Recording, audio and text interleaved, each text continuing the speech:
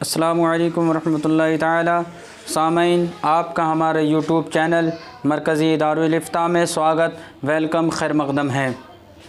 सामईन, लोग कुरान शरीफ पढ़ते हैं तो कुरान शरीफ पढ़ते समय साइड से लिखा रहता है सजदा, और वो कुरान पाक में 14 जगह पर हैं, 14 मकामात पर हैं। अब उनका अदा करना ज़रूरी है या नहीं, ये लोगों को मालूम नहीं होता है। और क्या उनको फ़ौरन अदा करना चाहिए या जो है ताख़ीर करने में गुनाह है या नहीं, और उनको किस तरीक़े से अदा किया जाएगा और उनकी नीयत क्या है। आज हम इन तमाम मसाइल को लेकर के हाज़िर हुए हैं। बस आपसे हमारी गुजारिश है कि हमारे यूट्यूब चैनल मरकज़ी दारुल इफ्ता को सब्सक्राइब करें और हमें अपनी दुआओं में याद रखें, ताकि हम इसी तरीके से दीन का काम आप तक पहुंचाते रहें। तो सामईन, शुरू करते हैं सबसे पहले कि सजदा तिलावत किसे कहते हैं। तो सजदा तिलावत कुरान मजीद में 14 मकामात ऐसे हैं कि जिनके पढ़ने या सुनने से सजदा वाजिब होता है, उसे सजदा तिलावत कहते हैं। अब सजदा तिलावत अदा कैसे करा जाएगा, उसका क्या तरीक़ा है। तो सजदा तिलावत का मसनून तरीक़ा ये है कि खड़ा होकर अल्लाहु अकबर कहता हुआ सजदे में जाए और कम से कम 3 मरतबा सुबहान रब्बियल आला कहे, फिर अल्लाहु अकबर कहता हुआ खड़ा हो जाए। बस ना उसमें अल्लाहु अकबर कहते हुए हाथ उठाना है और ना ही उसमें तशहुद पढ़ना है और ना ही सलाम करना है। अब अगर बैठकर सजदा तिलावत किया तो अदा होगा या नहीं। तो ऐसी सूरत में सजदा तिलावत अगर बैठ कर के अदा किया जाए तो अदा हो जाएगा, मगर मसनून तरीक़ा यही है कि खड़े होकर सजदे में जाए और सजदे के बाद भी खड़ा हो। सजदा तिलावत की शराइत क्या हैं, उसकी क्या क्या ज़रूरी चीज़ें हैं जिन पर अमल करना बहुत ही ज़्यादा ज़रूरी होता है। अगर उनमें से किसी एक चीज़ का भी फौत हो गया तो हमारा सजदा अदा नहीं होगा।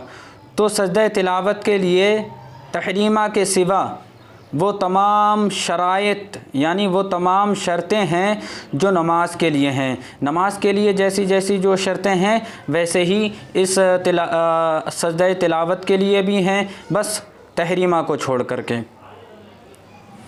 सजदा तिलावत की नीयत किस तरीक़े से की जाए।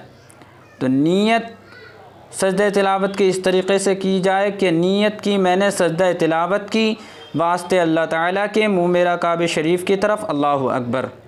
इस तरीक़े से हमें सजदे की नीयत करना है।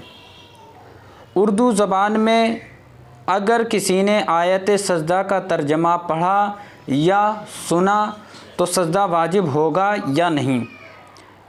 कोई तर्जमा पढ़ रहा था और आने वाला आया और उसने बग़ौर उस तर्जमे को सुना, चाहे वो किसी लैंग्वेज में हो, तो इसका क्या हुक्म है। उर्दू ज़बान या किसी भी ज़बान में आयत सजदा का तर्जमा पढ़ने और सुनने से भी सजदा वाजिब हो जाता है। अब क्या आयत सजदा पढ़ने के फ़ौरन बाद सजदा कर लेना वाजिब होता है या कुछ देर ताख़ीर भी कर सकते हैं।